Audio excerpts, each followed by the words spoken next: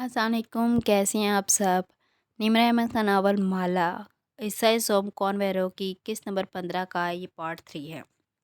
Suzanne की लाफम की इमारत की दीवारें साउंड प्रूफ थी, जिनके बायस इस्तांबुल के बेहंगम ट्रैफिक का शोर अंदर दाखिल नहीं होता था। वो अपने ऑफिस में बैठी एक मोटी सी किताब खोले इसमें कुछ तलाश कर रही थी जब दरवाज़ा बजा। उससे थकान भरा चेहरा उठाया और अधखुले दरवाजे में बीरबल फरीद खड़ा था। मरहबा, वो मुस्कुराया। अलबत्ता वो नहीं मुस्कुराई, माथे पर शिकन डाले ठग से किताब बंद की। बुक मार्क सफ़ात के वजन के अंदर दब गया। मैं बगैर अपॉइंटमेंट के किसी से नहीं मिलती। अच्छा, मैं मिल लेता हूँ। वो रिटाई से मुस्कुराता हुआ आ गया और कुर्सी खींची और बिना कहे बैठ भी जाता हूँ। इत्मीनान से टांग पर टांग जमा ली। मुस्कुराहट चेहरे से जुदा नहीं होती। सुजैन ने थकावट से उसे देखा। घुंघरियाले बालों वाला, कलाइयों में जंजीरें और स्याह बैंड्स पहने, कान में बाली प्रोए, स्वेट पैंट्स पर सफ़ेद शर्ट पहने वो हमेशा की तरह शाश पेशाश दिखाई दे रहा था। क्यों आए हो? चाय पीने। सूजी ने उसे कुर्ते हुए इंटरकॉम उठाया। एक चाय शक्कर के बगैर, फिर रिसीवर जोर से रखा। क्यों आए हो? सवाल दोहराया। वो संजीदा और कदरे थके हुए दिखाई देती थी। एक बात मेरे दिल पर बोझ डाले हुए थी, सोचा तुमसे डिस्कस कर लूँ। मेरे ऑफिस के दरवाजे पे वकील लिखा है या थेरापस्ट? मुझे दोनों की ज़रूरत नहीं है, सिर्फ एक सुनने वाला कान चाहिए। वसी ढिठाई से मुस्कुराया। कहो। उसने पीछे को टेक लगा ली और उंगलियां बाहों फंसाए गौर से उसे देखने लगी। खाकी कोट में मलबूस, कानों में सुनहरे टॉप्स पहने, वो बाल कैचर में बंधे हुए थी। चेहरे पर मेकअप इस पहर भी नक्सक से मौजूद था, अलबत्ता पेशानी के बल बोटोकस के बावजूद दिखाई देते थे। मुझसे गलती हो गई। वो संजीदा। एक के आगे कितने सिफर लगाऊं?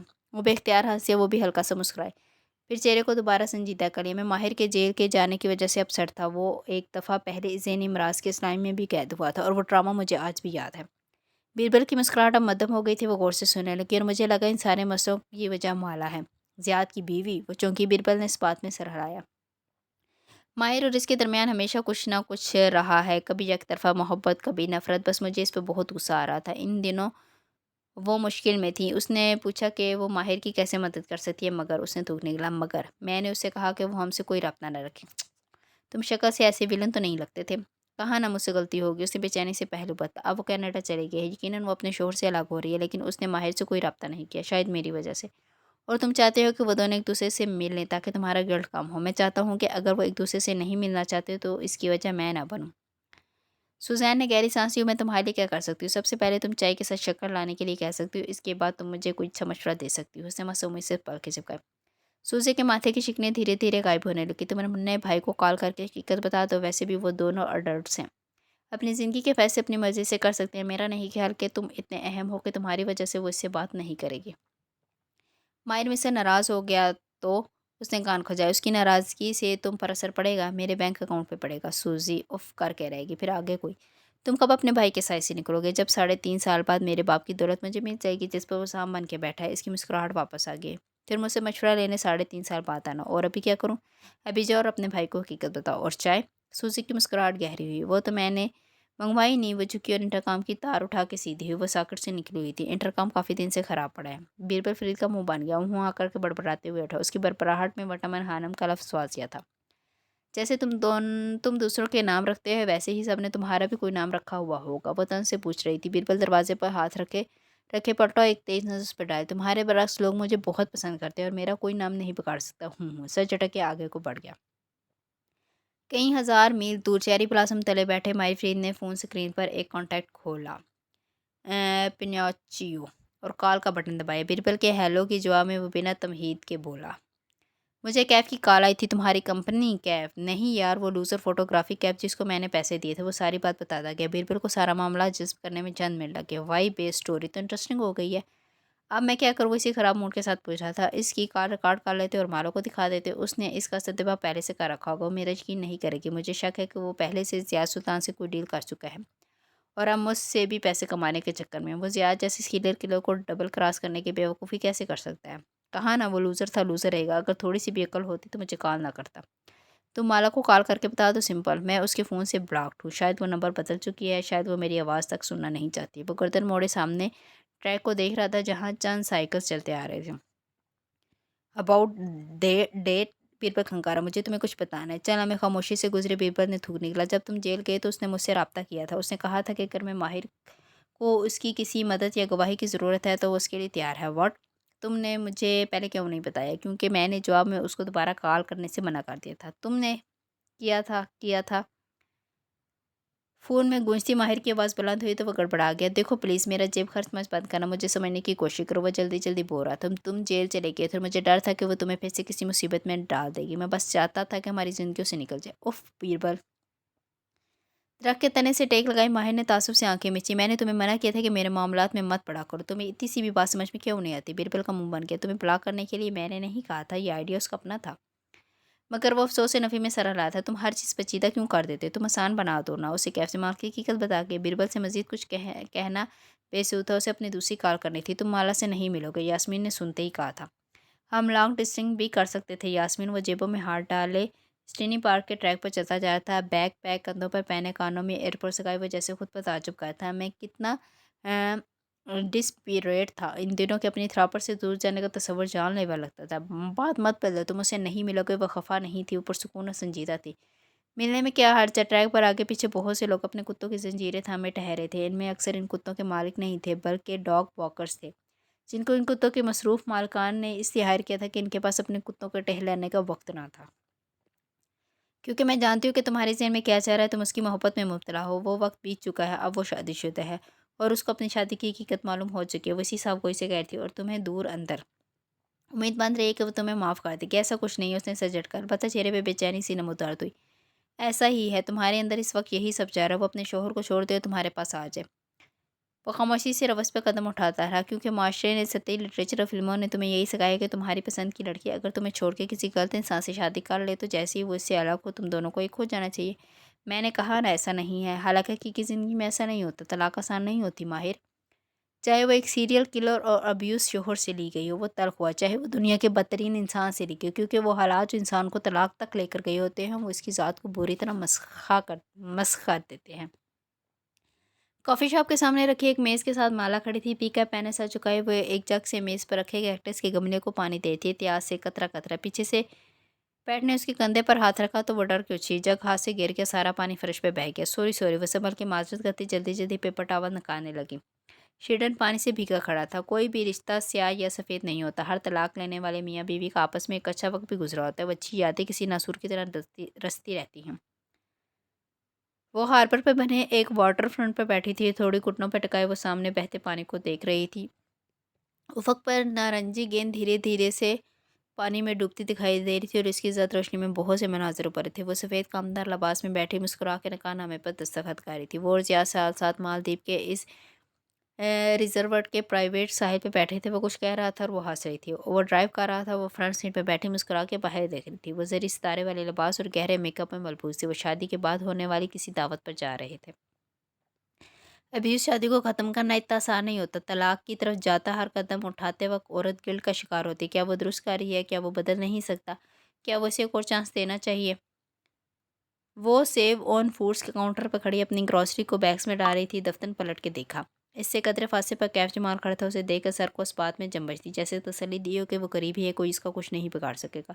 वो हल्का सा मुस्कुराई और वापस अपनी ट्राली की तरफ झुकी। और तलाक होने के कुछ अरसे बाद तक औरत के अंदर यही सब चलता रहता है। क्या उसने दुरुस्त किया? कहीं वो पछताएगी तो नहीं? अब्यूसिव शादी लड़कियां की सेल्फ स्टीम को तबाह कर देती है। इनका अपने ऊपर एतबार ख़त्म हो जाता है। रात इस अपार्टमेंट बिल्डिंग को स्याह परों में छिपाई हुई थी। वो बत्तियां बजाए खिड़की के पर्दे बराबर करे थे। एक झरझरी से बाहर झांका कैफ अपनी कार पर वहां से जाता दिखाई दे रहा था। एक तलाक के तजर्बे से गुजरती और जहनी तौर पर अपनी तोड़ फोड़ का शिकार होती है कि वो अगली शादी या अगले मर्द के बारे में नहीं सोच सकती। ना सोचना चाहिए। जो औरतें एक शादी से निकलकर फ़ौरन किसी दूसरे रिश्ते में खुद को दाखिल कर लेती हैं इस खौफ से कि कहीं वो अकेली ना रह जाएं, वो बहुत बड़ी गलती करती हैं। कमरे में नीमन देर था। उसकी रूममेट अपने बिस्तर पर करवट लेटे सो रही थी, मगर वो जागी हुई थी। कालीन पर बैठी दीवार से टेक लगाई उस स्केच बुक पर तेज तेज उंगलियां चला रही थी। आंखें भीगी हुई थी। एक फूलों से सजी बेकरी का हाका सा उभर रहा था। किसी मर्द को तलाक से गुजरती औरत की ज़िंदगी में कुछ अरसे तक बिल्कुल मुदाखलत नहीं करनी चाहिए, क्योंकि वो औरत का एक विल्यूनरेबल वक्त होता है। ऐसे में दुरुस्त वैसे नहीं कर सकती। वो खौफ और बेतबारी का शिकार होती है। उसे पहले खुद को हील करना होता है, अपने ज़ख्मों को भरना होता है, अपनी ज़ात के एतबार वापस हासिल करना होता है। इसके बाद उसे किसी नए तल्लुक में जाना चाहिए, वरना इसका अगला ताल्लुक भी कामयाब नहीं होता। वो खामोशी से ट्रैक पर चलता, कानों में गूंजती यास्मीन की आवाज़ सुन रहा था। तलाक लेने वाले अक्सर लोग अकेले रह जाने के खौफ से एक बहुत बड़ी गलती करते हैं। वो समझते हैं कि तलाक ने जो ज़ख्म इनको दिया है और जो दुख और गम उनकी ज़ात के अंदर बैठ गया, ये अगली शादी से ठीक हो जाएगा। इनको जैसे ही किसी नए शख्स से मोहब्बत होगी, उनका ज़ख्म भर देगा। वो पार्क के दहाने तक आन पहुंचा था। उसका रुख पार्किंग में खड़े अपनी कार की जानिब था। حالانکہ اس دنیا کا حساب الٹا ہے، انسان کو ایسے نہیں بنایا گیا کہ کوئی دوسرا انسان اس کے ٹوٹے دل کو جوڑ سکے۔ انسان کو بریک اپ کے بعد خود کو تندرست کرنا ہوتا ہے، اپنی ذات پہ فوکس کرنا ہوتا ہے، پھر جب وہ اپنے آپ میں مطمئن ہو جاتا ہے، خوش ہو خود انحصار، تب اسے اگلے تعلق کے بارے میں سوچنا چاہیے۔ وہ زخموں سے بھرا دل لے کر اگلے تعلق میں جائے گا تو دوسرے انسان کو بھی زخمی کر دے گا۔ زیاد نے مالا کے ساتھ یہی کیا تھا، وہ پرانے ضعف سے خود کو تندرست کیے بغیر نئے تعلق میں باندھ گیا تھا، اسی لیے وہ خوش نہیں رہ سکا۔ وہ بڑبڑا رہا تھا، وہ یقیناً اس میں کسی دوسری عورت کو تلاش کر رہا تھا۔ چونکہ وہ اندر سے ناخوش تھا تو اسے لگا کہ اس کے کرب کی وجہ مالا ہے۔ اس نے اپنے اندر کی ناخوشی اپنے رشتے میں انڈیل دی اور یوں وہ اسے چھوڑ کر چلے گی۔ وہ اب کار کے ساتھ ٹیک لگائے کھڑا تھا، خاموشی سے اسے سنتا ہوا۔ اس وقت اس کی زندگی میں واپس جا کے تم اس کو کنفیوز کرو گے۔ اسے اپنے لیے زیاد کو چھوڑنا ہے، تمہارے لیے نہیں ماہر۔ میں اسے اس لیے نہیں ملنا چاہتا یاسمین، وہ بے بسی سے ہاتھ اٹھائے کہہ رہا تھا۔ پارکنگ لاٹ میں کھڑا تنہا مر جیسے دور سے دیکھو تو لگے کہ وہ خود سے باتیں کر رہا ہے۔ وہ مشکل میں ہے، میں اسے نکالنا چاہتا ہوں۔ وہ میری کلائنٹ نہیں ہے، تم ہو، مجھے تمہاری بھلائی سوچتی ہے، اور اگر تم اس وقت اس کی زندگی میں گئے تو تم خود کو اور اس کو دونوں کو ہرٹ کرو گے۔ اسی لیے میں تمہارے ساتھ لانگ ڈسٹینس نہیں کرتا یاسمین خانم۔ افسوس سے سر جھٹکتے ہوئے اس نے ایئرپورٹ کار سے نکالا، اسے معلوم تھا کہ اسے دیکھ کیا کرنا ہے۔ زیاد باہر آئے گا تو ہم اندر آئیں گے۔ ماہی نے نگینہ بیگم کے کمرے میں داخل ہوتے ہی دو ٹوکا تھا۔ وہ ایک وسیع اور روشن کمرہ تھا، نیلے اور سفید رنگ سے آراستہ، جیسے اس شہر کے اسپتالوں کے کمرے ہوتے ہیں۔ نگینہ بیگم بیڈ پہ لیٹی تھی اور زیاد سامنے ایک کوچ پر سر جھکائے بیٹھا تھا۔ اندرانی نے اندر لائی تو اس سے سر اٹھایا۔ مالا کو دیکھتے ہی وہ تیزی سے اٹھ کھڑا ہوا، لیکن پھر ماہی کے الفاظ پہ اس کے تنے صاف ڈھیلے پڑ گئے۔ وہ مالا کا ہاتھ تھامے ہوئے تھے جو صرف نگینہ بیگم کو دیکھ رہی تھی۔ ان کے چہرے کے ایک حصے پر بینڈیج لگے تھے اور بہت سی نالیاں ان کے جسم کے ساتھ پیوست تھی۔ آپ آ جائیں، میں باہر جا رہا ہوں، زیاد سنجیدگی سے کہتا دروازے کی طرف بڑھا۔ وہ دونوں ایک طرف ہٹ گئے، وہ ان کے ساتھ سے نکل کر چلا گیا۔ ماہی البتہ اس کو گھورتی رہی یہاں تک کہ وہ کاریڈور کے دوسرے سرے پر گم نہ ہو گیا۔ پھر اس نے ناخوشی سے مالو کو دیکھا اور بہت فکر مندی سے نگینہ بیگم کو دیکھ رہی تھی۔ ہمیں کیا ضرورت تھی آنے کی؟ ماہی اس کے کان میں گھسی۔ وہ ایک ماں ہے، ماں ایک جیسی ہوتی ہے۔ ماہی کبھی ہماری ماں بھی ایسے اسپتال میں تھی۔ مالا نے پلٹ کر اسے گھورا، ماہی کے ماتھے کے بال قدرے سیدھے ہوئے، ندامت سے تھوڑی جھکا دی۔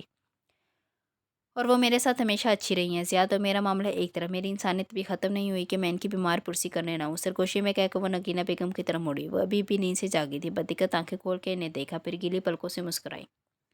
آنٹی آپ کیسی ہیں؟ وہ نرمی سے پوچھتی، ان کے قریب ہے۔ پیچھے کھڑی ماہی کے ماتھے پر پھر سے سلوٹیں پڑنے لگی۔ بس اللہ جس حال میں رکھے، آپ کیسی ہو؟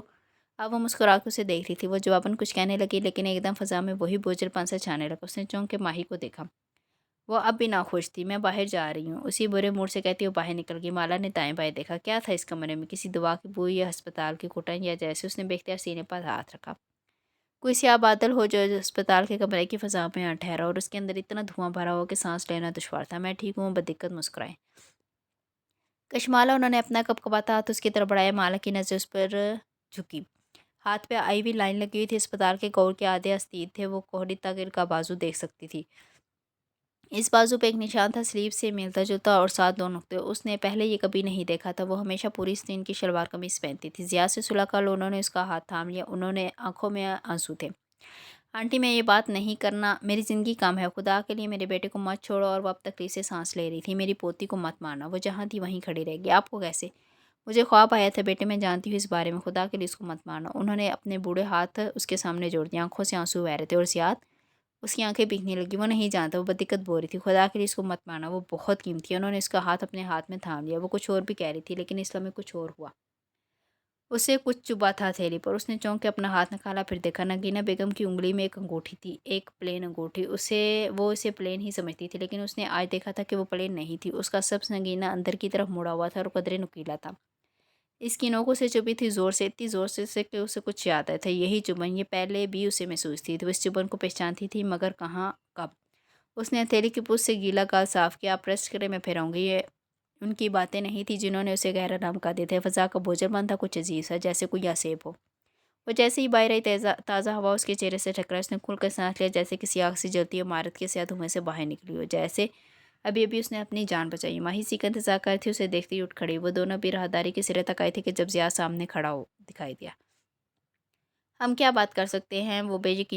کیا ہم بات کر سکتے ہیں؟ وہ بے چینی سے ان کے قریب آئے، لیکن ماہی نے انگلی اٹھا دی۔ مجھ سے اور میری بہن سے دور رہو، ورنہ میں پولیس کو بلا لوں گی۔ میں اس ملک کی شہری ہوں، یہ بات مت بھولنا۔ انگلی اٹھا کے اس کو تنبیہ کی، البتہ مالا نے جیسے نہیں سنا۔ وہ زیاد کو نہیں دیکھ رہی تھی، زیاد سلطان جیسے اس کے لیے اب وجود نہیں رکھتا تھا۔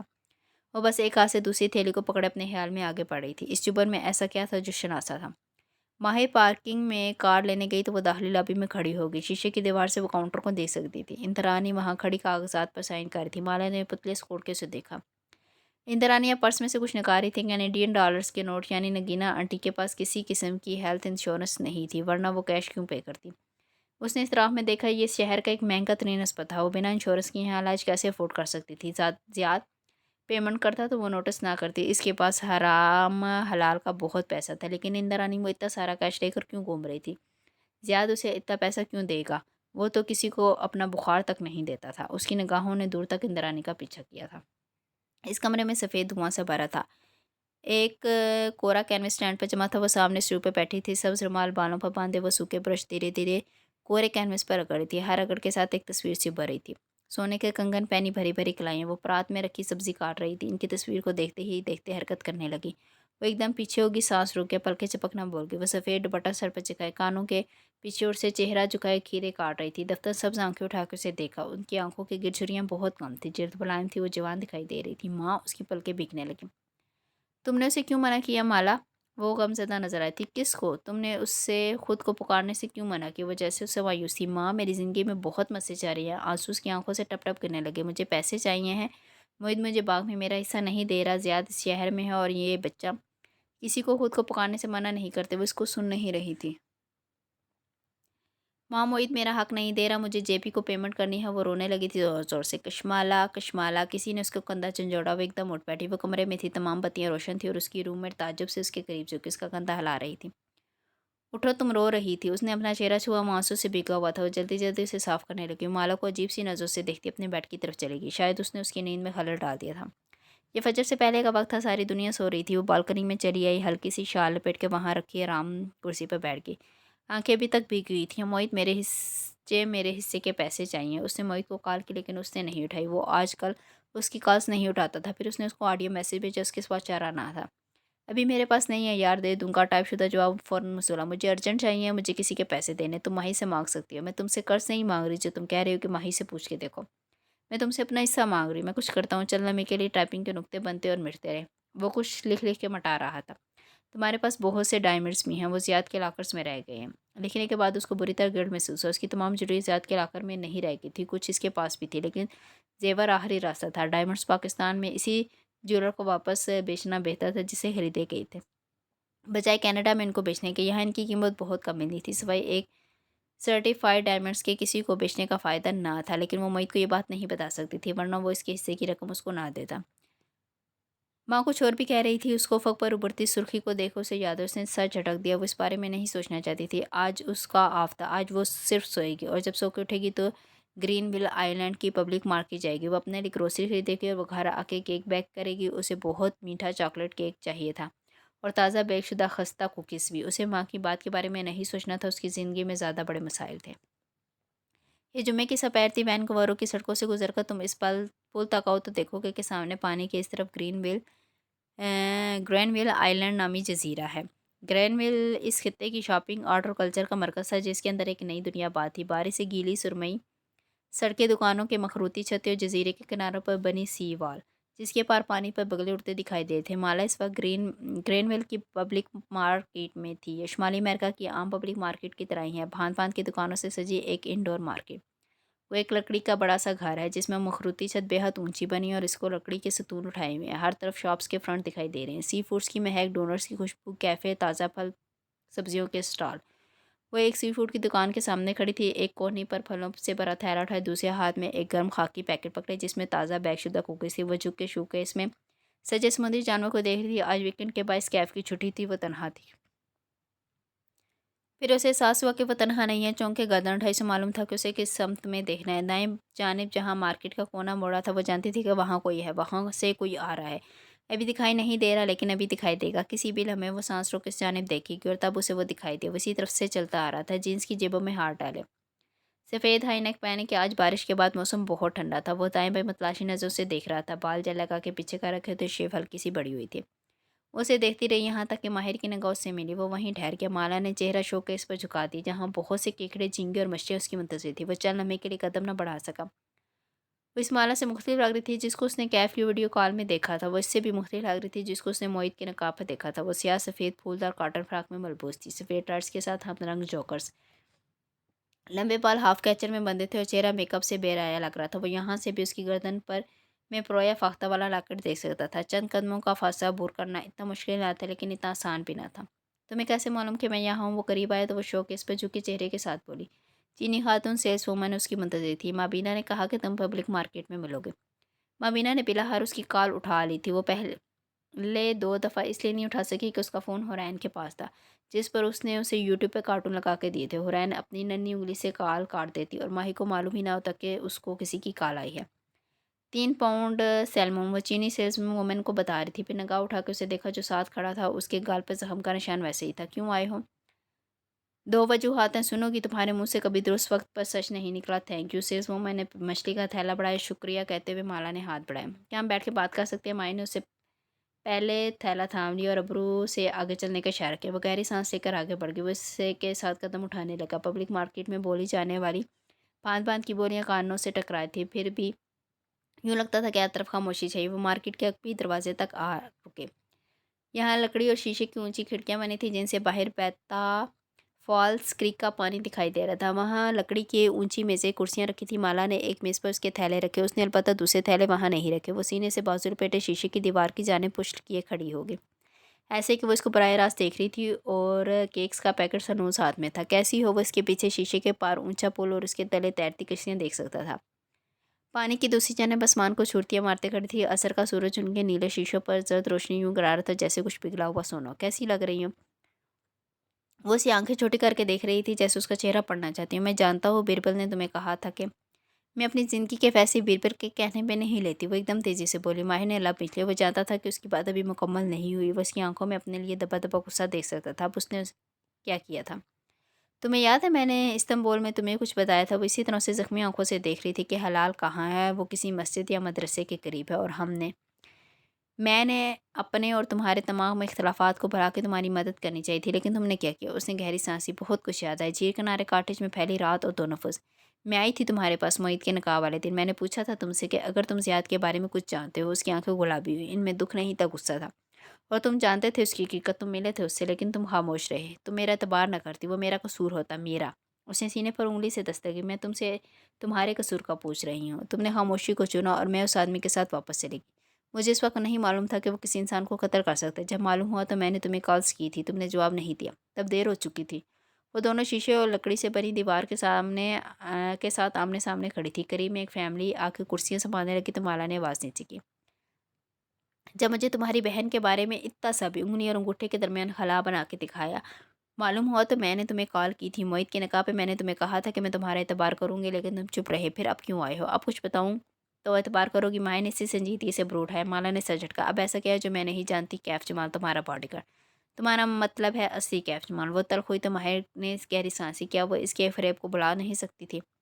हाँ, वो लूज़र है जिसको मैंने पैसे दिए थे, वो तुम्हें धोखा दे रहा है। ओ प्लीज़, वो बड़बड़ाते हुए अपने थैले उठाने लगी। तुम इस पे कैसे एतबार कर सकती हो? वो दरवाजे की तरफ बढ़ी तो वो तेज़ी से उसके पीछे लगा। मैं अभी बात कर रहा हूँ माला, तुम हमेशा की तरह जगह छोड़ के नहीं जा सकती। लेकिन वो दरवाज़ा खोल के बाहर निकल गई। यही उसका डिफेंस मैकेनिज़्म था और माहिर का डिफेंस मैकेनिज़्म किसी के पीछे ना जाना था, लेकिन इस वक्त उसे जाना था। तुम इस पे कैसे एतबार कर सकती हो? वो तेज़ कदमों से चलता उसके करीब पहुंचा। तुम्हारे और ज़ियाद के दिए सबक के बाद मैं किसी पे एतबार नहीं कर सकती। वो रुक गया और आगे चलती गई। तुम मेरे एक झूठ को माफ़ नहीं कर सकती। वो पीछे से पुकार के बोला। माला के कदम रुके। उसने पलट के उसे देखा। वो रवश के किनारे पे खड़ा जैसे थक के उसे देख रहा था। समुद्री बगले उसके कब से उड़ते हुए पानी की तरफ जा रहे थे। ज़ियाद ने मुझसे कहीं ज़्यादा झूठ बोले। तुमने उसको मुझसे ज़्यादा चांसेस दिए हैं। वो कदम कदम चलता उसके करीब आने लगा। उसकी आंखों में बहुत से शिकवे थे। तुम अभी तक उससे अलहदा भी नहीं हुई, शायद कभी ना हो। लेकिन वो इसके ऐन मुकाबिल आके रुका। उसकी अक्ल में पानी के पार खड़ी ऊंची इमारतें जद रोशनी में चमक रही थी। लेकिन मेरी ये गलती को तुमने कभी माफ़ नहीं किया। धूप की दम तोड़ती किरणें माहिर के पुष्प पर आकर रुकी। अब वो साए में खड़ी थी। क्यों? वो पूछ रहा था। क्योंकि तुम ज़ियाद से बेहतर थे। उसके चेहरे पे कुछ ऐसा ज़ख्मी कर देने वाला था कि वो चवन्ना में कुछ बोल न सका। उसके तने साफ ढीले हो गए। वो कदम कदम चलती करीब रखे बेंच की तरफ बढ़ गई। थैले दरमियान में रखे और दाएं किनारे पे बैठ गई। तुम मेरे बॉडीगार्ड थे कैफ। रुके थे सीखे। वो अब सामने पानी को देख रही थी। वो बिना चाप के बेंच के दूसरे किनारे पे बैठा। मैंने तुम्हारे हाथ में अपनी ज़िंदगी थमाई थी। तुम्हें मुझे धोखा नहीं देना चाहिए था। वो चेहरा मोड़ के उसे देखा। वह पानी को देख रहा था। एक लग्जरी बूट पुल के نیچے سے گزر کے ان کے قریب آ رہی تھی بوٹ۔ ہماری زندگی بہت مختلف ہوتی، اگر تم مجھ سے ماہر فرید بن کے ملتے تو میری بات کا اعتبار نہ کرتی۔ وہ قریب آتی سفید کشتی پر نظر جمائے ہوئے تھا۔ لوگوں نے عرصہ ہوا ماہر فرید کا اعتبار کرنا چھوڑ دیا تھا۔ تم نے میرا وہ وقت نہیں دیکھا۔ اس کے چہرے پر پرانے زخموں کو چھیڑنے سے اٹھنے والی تکلیف کی لکیریں ابھر رہی تھی۔ وہ چند لمحے اس کا چہرہ دیکھتی رہی، پھر گردن موڑ لی۔ میں نے تمہیں عرصہ پہلے معاف کر دیا تھا، میں ان باتوں سے بہت آگے بڑھ چکی ہوں۔ مائر نے چونک کے اسے دیکھا، کچھ کہنے کے لیے لب کھولے لیکن پھر سر جھٹک دیا۔ تم نے کیف جمال کو کیوں ہائر کیا؟ وہ تمہیں دھوکہ دے رہا ہے۔ تمہیں میری فکر کرنے کی ضرورت ہی ہے، باہر پہ اپنا خیال خود رکھ سکتی ہو۔ اس کی آنکھوں پہ پہلے تعجب ابھرا پھر بے یقینی۔ یعنی تم چاہتی ہو کہ وہ تمہیں دھوکہ دے رہا ہے؟ ظاہر ہے میں چاہتی ہوں۔ وہ زیاد کے لیے کام کر رہا ہے۔ ایک بگلا پھدکتا ہوا اس کے پیروں کے قریب آیا، رکا، اپنی لمبی چوچ چڑھائے ہوا بالا کے ہاتھ پہ پکڑے کوکیز کے پیکٹ کو دیکھ رہا تھا۔ وہ ابھی تک گرم تھا۔ تم نے اسے کیوں ہائر کیا؟ کیونکہ زیاد اسی شہر میں۔ وہ بھورے پیکٹ کا کنارہ پھاڑی تھی۔ وہ چونکا، پھر اس کے ہاتھ کو دیکھا۔ وہ پیکٹ کا منہ کھول کر اس کی طرف بڑھائے ہوئے تھے۔ میں سمجھا تم اسے کھلانے لگی ہو۔ بگلے کی طرف اشارہ کیا جو امید سے اس کے قدموں کے قریب بیٹھا تھا۔ اس کو کھلانا جرم ہے۔ وہ سادگی سے اسے دیکھ رہی تھی۔ مائع نے ایک نظر ان بسکٹ کو دیکھا، اسے کچھ یاد آیا، اندرون لاہور کی گلیاں اور ٹوٹی ہوئی نان خطیں۔ نو تھینکس، میں میدے اور چینی سے بنے بیکری آئٹمز نہیں کھاتا۔ تمہارا بھائی ایک بیکر ہے اور اس کی بیکری سے بالکل نہیں کھاتا۔ اس نے شانے سکھا دی اور پیکٹ میں ہاتھ ڈالا۔ ایک گرما گرم خستہ کوکی باہر نکالا اور دانتوں سے کترا۔ پرندہ ابھی تک للچائی ہوئی نظروں سے اسے دیکھ رہا تھا۔ کیف جمال میرے پاس آیا تو اس نے کہا کہ وہ ویکینڈز پر فوٹوگرافی کا کام کرتا ہے، ویک ڈیز میں فارغ ہوتا ہے۔ وہ کون سا انسان ہے جو کینیڈا میں رہ کر ہفتے کے 4 دن فارغ رہے؟ وہ جو کسی کی پے رول پر ہو۔ وہ گھٹنوں پر کونیاں رکھے آگے کو ہو کے بیٹھا پانی کو دیکھ رہا تھا۔ مجھے محسوس ہو رہا تھا کہ کوئی میرا پیچھا کر رہا ہے، لیکن وہ زیاد نہیں تھا۔ زیاد کوئی بھی ایسا کام نہیں کرے گا جس سے میرا اسلام کیس مضبوط ہو۔ اس نے اس کام کے لیے کسی کو ہائر کیا ہوا تھا۔ پانی کے پار کھڑی اونچی عمارتیں خاموشی سے بینچ پہ بیٹھے 2 اجنبیوں کو دیکھ رہی تھی۔ وہ اتنی آسانی سے کینیڈا کیسے پہنچا؟ وہ میرے پاس کیوں آیا؟ ظاہر ہے زیاد کا اس میں ہاتھ تھا۔ وہ چاہتا تھا کہ کیف جمال بہت قریب سے میرے اوپر نظر رکھے۔ زیاد جیسا شخص تنہا کام نہیں کرتا، اس کے پاس ایسے کاموں کے لیے مددگار کمیونٹی ہے۔ تم نے اس کا کام آسان کیوں بنایا؟ کیونکہ میں ہر وقت گردن گھما کے اپنے دائیں بائیں کسی غائب تعاقبکار کو ڈھونڈتے ڈھونڈتے تھک گئی تھی۔ کیا یہ بہتر نہیں کہ آپ کا دشمن آپ کی نگاہوں کے سامنے رہے تاکہ آپ اس پر نظر رکھ سکیں؟ کیپ یور ایمینیز کلوزر، وہ بڑبڑایا۔ اپنے دوستوں کو قریب اور دشمنوں کو قریب تر رکھو۔ ویکینڈز پر کیا ہوتا ہے؟ اب تیسرا بسکٹ نکالی تھی۔ مائع نے ایک ناپسندیدہ نظر اس پیکٹ پہ ڈالی۔ زیاد تب میرا پیچھا خود کرتا تھا، لیکن آج کل وہ اپنی ماں کی وجہ سے مصروف ہے، تو امید ہے کہ اس وقت وہ ہمیں نہیں دیکھ رہا ہوگا۔ اس کی ماں کو کیا ہوا؟ Blood cancer. اس نے جھجری سے لے کر سر جھٹکا۔ تم مجھ سے ملنے کیوں آئے ہو؟ سنجیدگی سے یاد رہا ہے۔ ساتھ ہی کلائی پہ بندی کڑی دیکھی۔ کیا اس کو دیر ہو رہی تھی یا وہ بتانا چاہ رہی تھی کہ وہ اس کے ساتھ زیادہ دیر نہیں بیٹھنا چاہتی؟ وہ فیصلہ نہ کر سکا۔ مجھے کیف نے کال کی تھی، وہ میرے ساتھ بھی ڈیل کرنا چاہتا تھا۔ میں تمہیں کیف کے دھوکے سے بچانا۔ میری طرف دیکھو ماہر، تمہیں کیا نظر آتا ہے؟ وہ رخ موڑ کر اسے براہ راست دیکھنے لگی۔ میں ایک سائیکوپیتھ قاتل کی بیوی ہوں جو اپنے شوہر سے بچنے کے لیے 7 سمندروں کا سفر کر کے یہاں آئی ہے۔ وہ آدمی میرے ساتھ کچھ بھی کر سکتا ہے کیونکہ میں اسے طلاق لے رہی ہوں۔ جب تک وہ آزاد گھومے گا میری جان خطرے میں رہے گی۔ اس لیے مجھے یہ نہ بتاؤ کہ تم مجھے بچانا چاہتے ہو۔ کوئی کسی کو نہیں بچا سکتا۔ میں یہاں اکیلی ہوں اور مجھے اکیلے سروائیو کرنا ہے۔ تم میرے لیے کچھ نہیں کر سکتے، نہ میں چاہتی ہوں کہ تم میری زندگی میں مداخلت کرو۔ میں تمہاری زندگی میں مداخلت کرنے نہیں آیا۔ اس کی آواز دھیمی تھی۔ وہی بات دہرانے ہو جو میں نے تمہیں لاہور میں کہی تھی۔ لاہور! اس شہر کے ذکر سے ایک دم بہت کچھ یاد ہے۔ اندرون لاہور کی گلیاں، ٹوٹی ہوئی نان خطیں۔ کیا تم میری بہن کو ڈھونڈنے میں میری مدد کر سکتی ہو؟ میں نہیں جانتی تمہاری بہن کا، زیاد جانتا ہے۔ ایک لمحے کے لیے پانی کے کنارے کھڑی تمام عمارتیں خاموش ہوگی۔ بگلے اڑنا بھول کے کشتیاں روکی۔ اس نے میرے سامنے اعتراف کیا تھا کہ وہ ہلال کی لوکیشن جانتا ہے۔ وہ سرکار کا کلائنٹ ہے۔ کوچ! وہ بڑبڑائی۔ وہ کہہ رہا تھا تم اور زیاد الگ ہو یا نہ ہو، میں تمہارے کسی فیصلے میں مداخلت نہیں کروں گا۔ مجھے اپنی بہن چاہیے اور اس وقت صرف زیاد سلطان ہے جو اس کو واپس لا کے دے سکتا ہے۔ وہ خاموشی سے بغیر اس کو دیکھے کہ وہ دھیمی آواز میں کہہ رہا تھا میں نہیں جانتا تمہارا ہلال کے ساتھ کیا تعلق ہے، لیکن کچھ ہے، کچھ ایسا جو میری اور تمہاری سمجھ سے اوپر ہے۔ بےسہاروں کے بارے میں کبھی غلط ہی ہوتا، تو میری مدد کر سکتی ہو۔ وہ ٹھہرا۔ بدلے میں؟ بالا نے افسوس سے سر جھٹکا۔ بدلہ یہ طے کہ باہر فری لے دیر کے بغیر کوئی بات نہیں کر سکتا تھا۔ بدلے میں تم جو کہو گی میں کروں گا۔ تم مجھ سے کچھ بھی مانگ سکتی ہو، میں تمہاری مدد نہیں کر سکتی۔ اس کا جواب اتنی تیزی سے آیا تھا کہ چند لمحے کے لیے وہ کچھ بول نہ سکا، بس اسے دیکھے گیا۔ وہ اب اپنے تھیلے اٹھائے تھی۔ مالا! اس کی آواز میں زبانیں بھر کی شکایتیں تھیں۔